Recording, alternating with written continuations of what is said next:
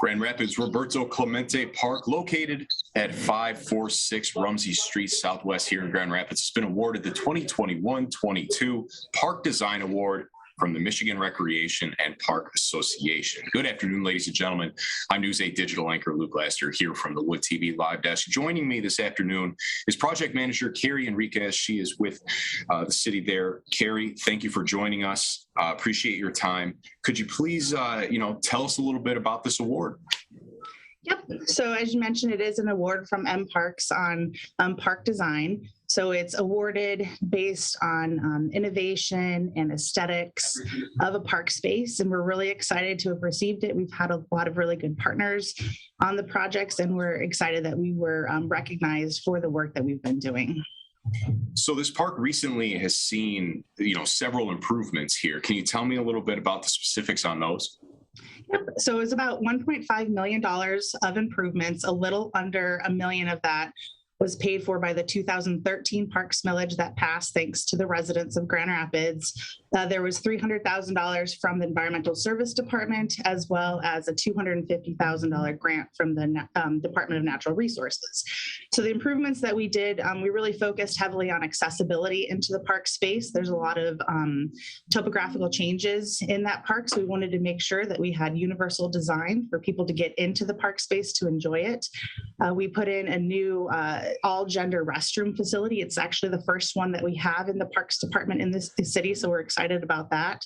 There's an outdoor classroom space as well as an outdoor discovery area, so it has some natural play components for kids to come and play. There was already an existing soccer field that's heavily used, but we improved the fencing and accessibility to that area as well. And then we, in partnership with the Environmental Service Department, really focused on native planting and green infrastructure and educational signage in the park space as well. If you could you elaborate a little bit on those infrastructure, improvements? That's one of the points that, we'd like to highlight a little bit. If you could explain those a little more in depth. Sure. So for the green infrastructure, we have water coming through this park space already. So by diverting it all to a bioswale that has native plantings, that water is naturally cleaned by the root system and the plants that are in that swale, so that the water coming off of people's roofs or off the street actually gets a little bit cleaner before it enters into the Grand River. And then there's educational signage that's explaining this in both English and Spanish for those park visitors who are coming to the park. And then again, really just highlighting native planting. So ensuring that the trees, the plants, everything that the vegetation that we're putting into this park space is native to Michigan.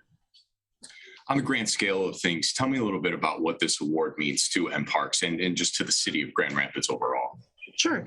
Yeah, it just, it's validation for the work that we're doing. We're trying to be really intentional for the work that we do to ensure that we're building park spaces for the community. It's using community voice to understand what they want for their park improvements, but also looking at the environment as well. And so it's exciting to get awards like this because, we think we're doing a great job and trying really hard to be strong stewards of the citizens' funding. And so it's nice to get awards like this because we feel it validates that work. So the big question, I guess, really is what's next? What's next for this park here? Right. So what's next is, we really want the community to come into the park space. This work was completed late in the fall.